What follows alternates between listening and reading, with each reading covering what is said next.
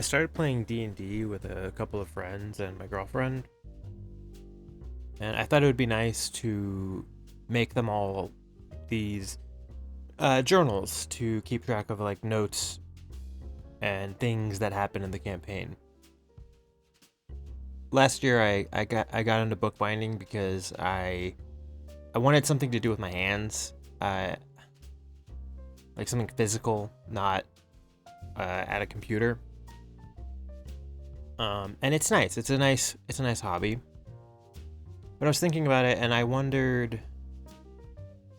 wondering why I like making things for people so much, because it's not necessarily making things that I find interesting, because I have so many unfinished projects, things that I've started to make because I thought it'd be very fun to make. And it was fun to start working on them, but as soon as I take a break, there's nothing pulling me to come back and work on it again. I have a lot of half built props from like games or shows that I thought would be cool to make, but I don't really have any interest in owning. I'm not really a collector, so I don't really have a need for like a replica sword. I don't really want that. I don't know where I'd put it. And if I could put it on my wall, I don't think I would, because it's not interesting to me. Um but if I had a friend who was really interested in one of them, like I have two incomplete uh, the Blades of Chaos from the God of War series. I wanted to try making something kind of expensive, and I wanted to see if I could make the same thing pretty cheaply. So I thought I'll make matching blades, one cheap, one expensive, and see if I can make them match each other like pretty closely. And I have both of them just sitting in my shed. The bodies are complete, but I have not begun to like coat them and paint them with anything, and they've been there for like 3 years, because they're not for anyone. They're not for anything. They're just, I thought it'd be fun to work on. If I had a friend that If I knew somebody that was really into God of War and they were always talking about it, I probably would have finished those just to give it to them. Uh, so, so that was so that makes me wonder where the energy comes from. Like why is it so important for me to give things to other people? And I didn't mean to get so deep, but I did it. I did on accident. I think by the time I was old enough to like actually remember things, I my birth dad had moved away. Like I had already he was already out of the picture. My parents had gotten divorced, and I didn't know that he existed. Um and so I wasn't sad about that, because I didn't know that I was supposed to like know that. And I think by the time I started to realize it was different from other kids, my mom had was my mom was on her third marriage when I was around 10 years old. And I think looking back, it might have had an effect on me, knowing how easy it is to get like love somebody so much for so long that you could marry them and have kids with them, and what feels like overnight you can remove them from your life and then never think about them again. They're just gone forever. And that like temporary thing, I think, is one of my bigger fears in life.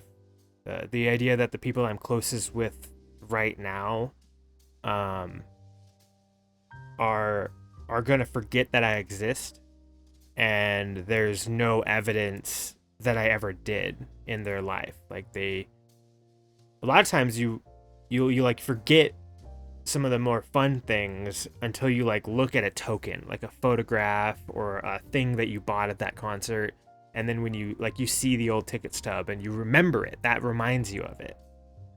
And so if you don't have anything to like stoke that memory, you could go 40 years without ever recalling that person, because they didn't have a they might have had a severe impact on you, but the impact was so subtle that you can't see it. Like maybe they shifted your personality, but a personality shift in yourself isn't going to remind you of someone. You might act exactly like your parents, but you acting like that doesn't remind you of your parents, unless a sibling is like, wow, you're acting just like mom. And you maybe will agree, or you won't agree. But either way, it's not something you tend to notice. I think you'd have to maybe make a remark on something that your parent did, and then like make that remark a lot of times in your life, and then you need to catch yourself doing the exact action for you to notice.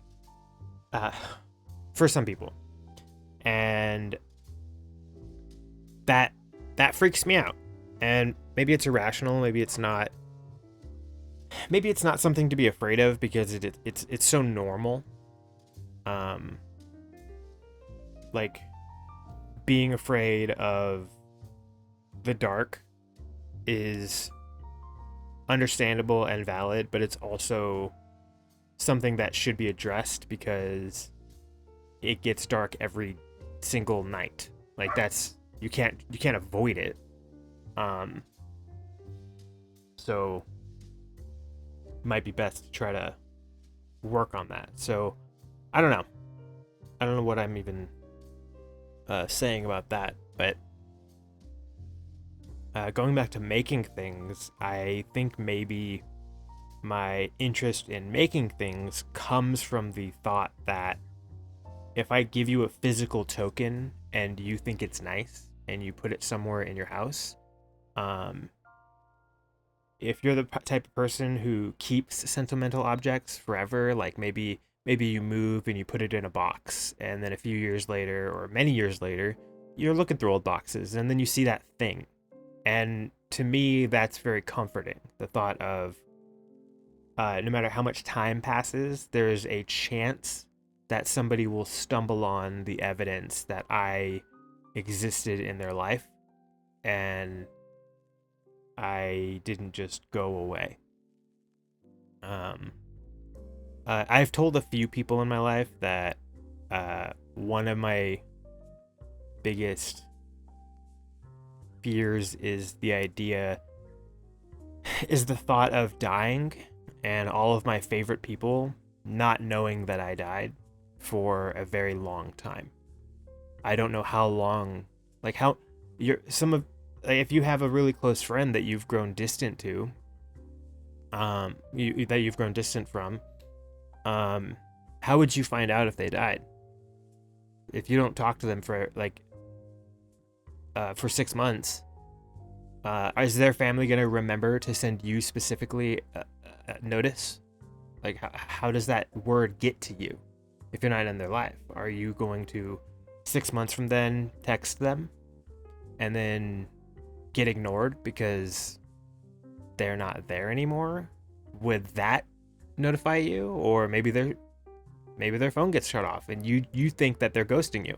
How much time can pass before you even realize that one of your closer friends is not alive anymore?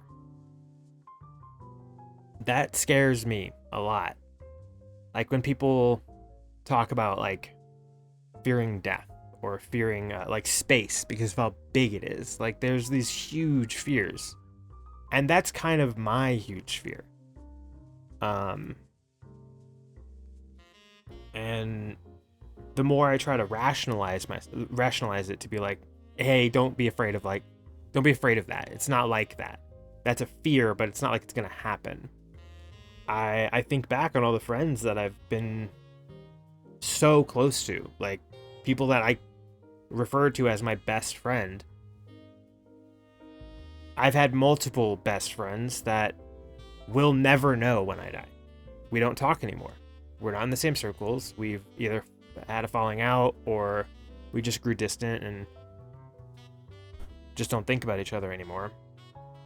And that's freaky. But something that does kind of comfort me is the idea of building something with my hands, putting my like whole body, like the blood, sweat, and tears idea, to make something that someone close to me might find precious. And that makes the little craft feel meaningful to me.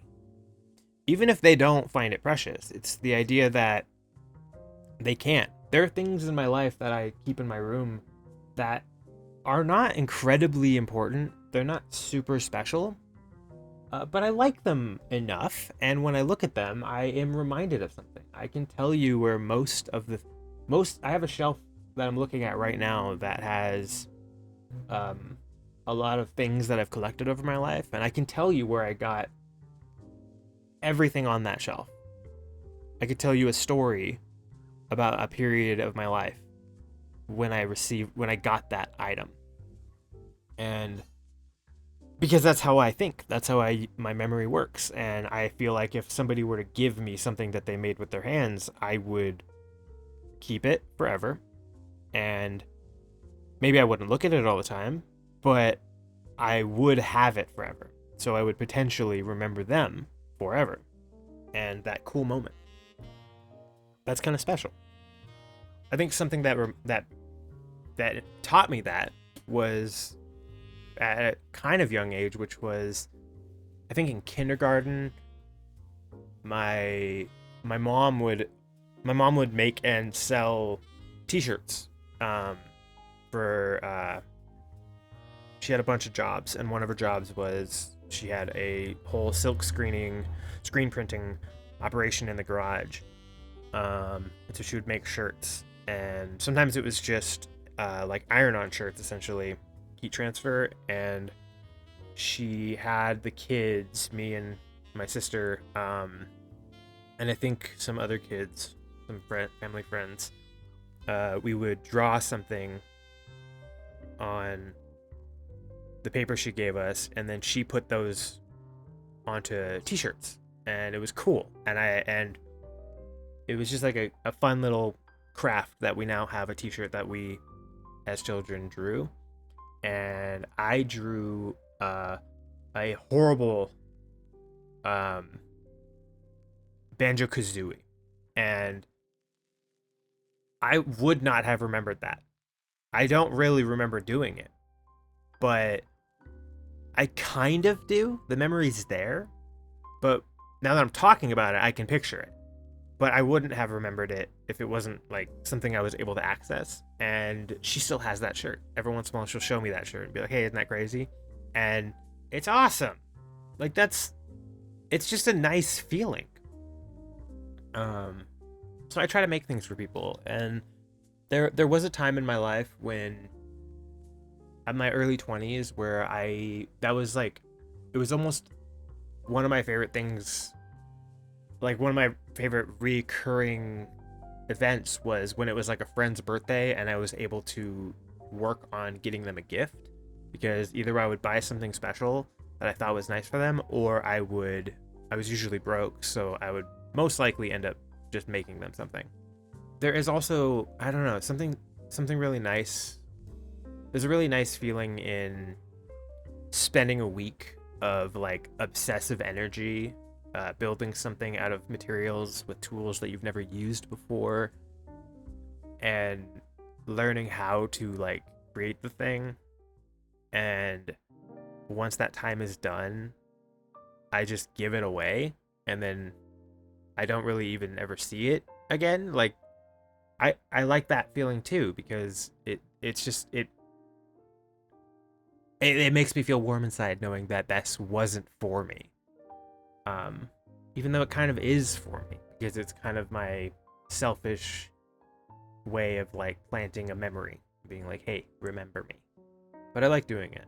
And there was a time in my late 20s where I went through a breakup, and it was the first breakup of as an adult, because we had it was my high school sweetheart, and that relationship was centered around a core friend group, who many of which I had given gifts to.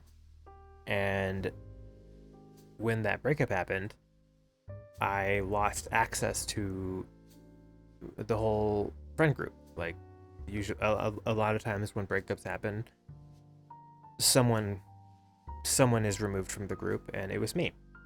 And um, and unfortunately, where I lived, there was another group of friends who I met in college. This wasn't like a joint friend group, but I did introduce my girlfriend to them, and over time, she became a core member of that group as well.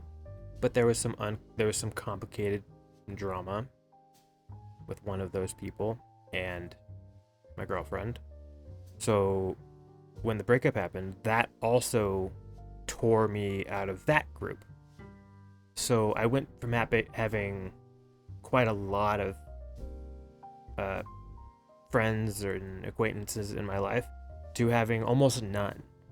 I still had a few friends, but none that I was used to like talking to on a daily basis. I went from basically having constant social contact with a lot of people every day to having very little contact with pretty much anyone.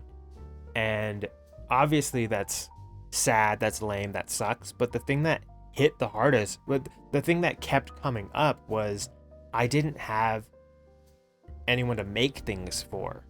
I couldn't make things for anyone because I didn't have very many people to make for anymore.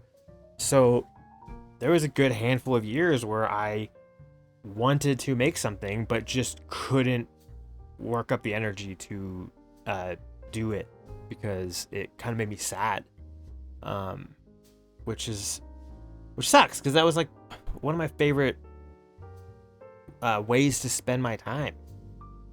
There was a relatively short period after that where I saw a YouTuber who would make things and send them to other YouTubers' PO boxes, and I thought that was a good idea. So I started doing that for a while. I would make things and just use these like online personalities as my surrogate gift recipients, so I could make something for someone and feel like I'm doing something. And it worked. It got me to finish a few pretty intense projects, which was nice and good for me. But I don't know. It didn't. It obviously didn't fill in the major hole. It didn't make me feel less lonely, but it did let me keep making things, which it is important to me. So a few years ago, I started. I started on my journey, or my uh my mission, to learn how to make things for myself, so I could make things again and just be like, I don't need somebody else to make something for, I could just make them. And that, I'm still not there. I'm not really there at all. These videos on this channel are a step in that direction. I pretty much make these for myself. But if I didn't know there was like 2 or 3 people watching them, I probably wouldn't care if I met the deadline, which right now is every 3 weeks, which I have been meeting because of those 2 or 3 people. I don't have the drive to make something for myself, but um, maybe with like I've been learning Blender, 3D modeling and stuff, and that's been really nice. Um, because I get to make these little 3D things that I'm pretty much just making for myself, but I'm tricking myself into thinking that each project is really just an excuse to learn something, because I can learn something for myself. You have to learn something for yourself. You can't learn something for someone else, even though I've tried that many times.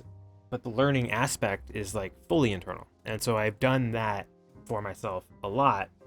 And in order to learn, I have to like make something. So I've made a lot of like 3D renders for essentially myself, but I'm still not great at making objects, like physical things. These books that I'm making in this video, I fully went into it thinking I was going to make 3 journals, one for each player.